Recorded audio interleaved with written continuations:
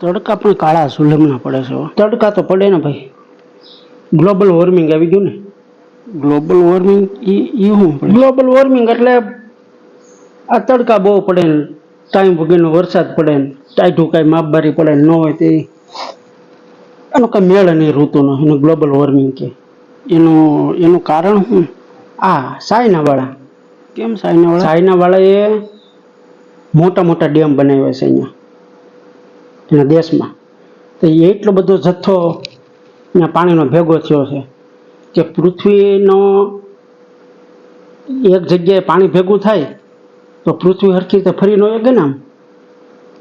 એટલે એનાથી શું થાય કે સમુદ્રની અંદર જે કાંઈ પાણી છે એમાં અમુક રિઝર્વ પાણી હોય, અમુક પાણી છે એ વાતાવરણમાં ગોળ ગોળ ફર્યા કરે, વરાળ થાય ને પછી વરસાદ રૂપે પડે ને પછી નદીઓમાં આવેલું જાય પાણી, પાછું દરિયામાં વહી જાય, કોઈક જમીનમાં ઉતરે ને એ પાછું આપણે ખેંચીએ ને એવી રીતે ગોળ ગોળ અમુક પાણી ફર્યા કરે ને અમુક પાણી છે એ ત્યાં રિઝર્વમાં હોય.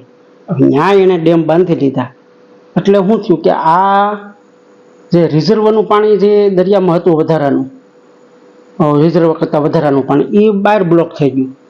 એટલે દરિયાનું જે પાણી છે ને એમાંથી વરાળ મીણી થવા, એટલે દરિયો તળિયે મીણો જવા. એના કારણે શું થયું કે કુદરત છે એ બધી વસ્તુનું બેલેન્સ કરે, એ બને ત્યાં સુધી એને બેલેન્સ વિખાવા ન દે. એટલે એ પાણીની પૂર્તિ કરવા હાટું થઈ જે તાપમાન એને વધાર્યું.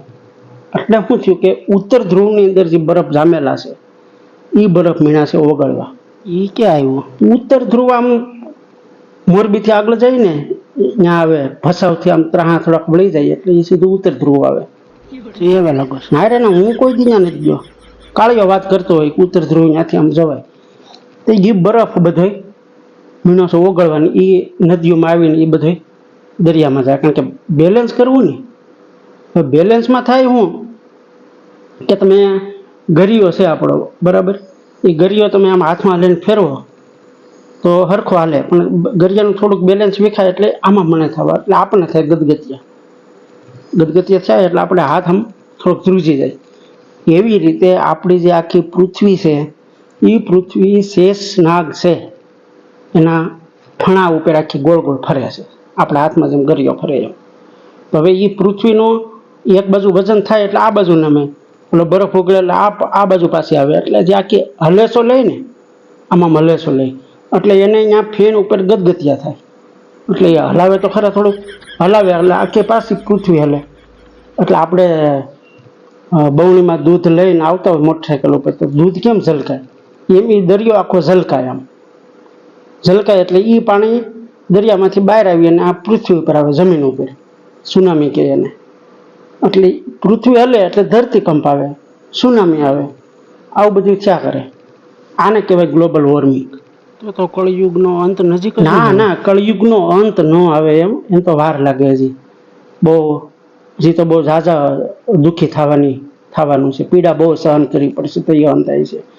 કળિયુગનો તું જો ને તો 4,32,000 વર્ષનો કળિયુગ છે એની ઉંમર. એમાં હજી 5,500 વર્ષ ગયા છે, બાકીનું હજી બાકી છે. આપણા બધાના કેટલાય અવતાર આવી જાય તો આ કળિયુગનો નાશ થાય ને પછી પાછો મેં વાત કરી હતી આગળ એમ દ્વાપર યુગ શરૂ થાય. સતયુગથી શરૂ થાય ને પાછું. અને સતયુગ નહીં આવે આ વખતે, આમ રિવર્સમાં હાલે ગ્લોબલ વોર્મિંગના કારણે.